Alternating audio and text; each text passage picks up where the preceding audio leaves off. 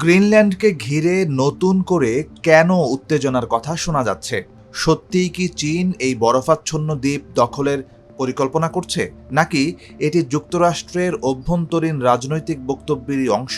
মার্কিন president Donald ট্রাম্পের মন্তব্যের পর এই প্রশ্নগুলো এখন আন্তর্জাতিক আলোচনার কেন্দ্রে।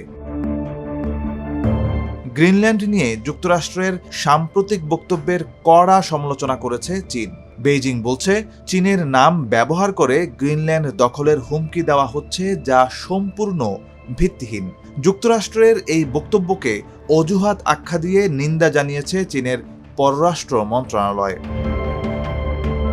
ডোনাল্ড ট্রাম্প সম্প্রতি দাবি করেন, যুক্তরাষ্ট্র যদি গ্রিনল্যান্ডের নিয়ন্ত্রণ না নেয় তাহলে রাশিয়া বা চীন তা দখল করতে পারে। এমনকি তিনি চীনা যুদ্ধজাহাজ ও সাবমেরিন গ্রিনল্যান্ডের আশপাশে ঘোরাফেরা করছে বলেও মন্তব্য করেন। তবে বিশ্লেষকরা বলছেন, এই দাবি বাস্তবতার সঙ্গে কোনোভাবেই মেলে না।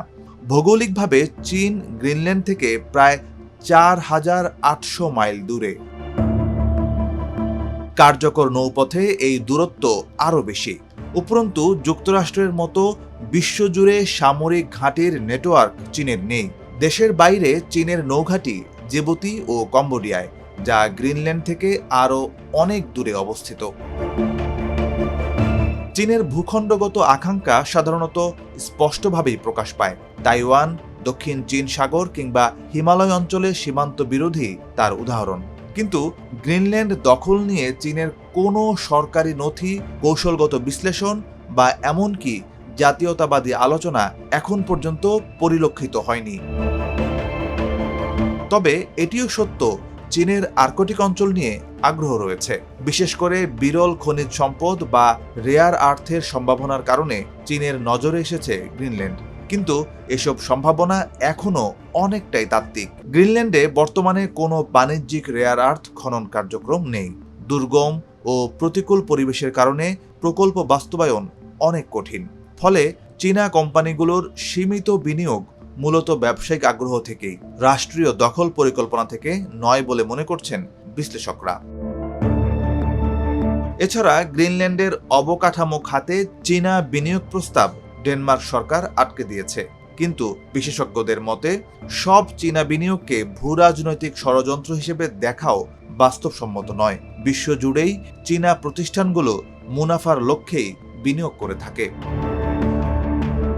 আলোচনায় আরেকটি গুরুত্বপূর্ণ বিষয় উঠে এসেছে। চীনের বৈশ্বিক কর্মকাণ্ডকে হুমকি হিসেবে চিহ্নিত করার মানদণ্ড কি হওয়া উচিত? আর্কটিকে চীনের বৈজ্ঞানিক গবেষণা কি নিছক গবেষণা, নাকি সামরিক প্রভাব বিস্তারের প্রস্তুতি? বেইদো স্যাটেলাইট ব্যবস্থার জন্য স্থাপনা বসানো কি যুক্তরাষ্ট্রের অনুরূপ উদ্যোগের চেয়ে বেশি বিপজ্জনক? বিশ্লেষকরা বলছেন, গ্রিনল্যান্ড নিয়ে চীনের তথাকথিত হুমকি নিয়ে যুক্তরাষ্ট্রের বক্তব্যে নির্দিষ্ট কোনো ব্যাখ্যা নেই। চীন সেখানে কি করবে বা কেন করবে? বরং প্রশান্ত মহাসাগরীয় দ্বীপপুঞ্জে চীনের প্রভাব বিস্তার অনেক বেশি বাস্তব ও কৌশলগতভাবে গুরুত্বপূর্ণ, যা যুক্তরাষ্ট্রের সরবরাহ ব্যবস্থা ও সামরিক ভারসাম্যের সঙ্গে সরাসরি যুক্ত। সব মিলিয়ে ট্রাম্পের বক্তব্যের পরই গ্রিনল্যান্ডে চীনা হুমকি নিয়ে আলোচনা বেড়েছে। অনেকের মতে এটি চীনের বাস্তব আচরণের চেয়ে যুক্তরাষ্ট্রের রাজনৈতিক বক্তব্য ও সামরিক মনোভাবকেই বেশি প্রতিফলিত করে।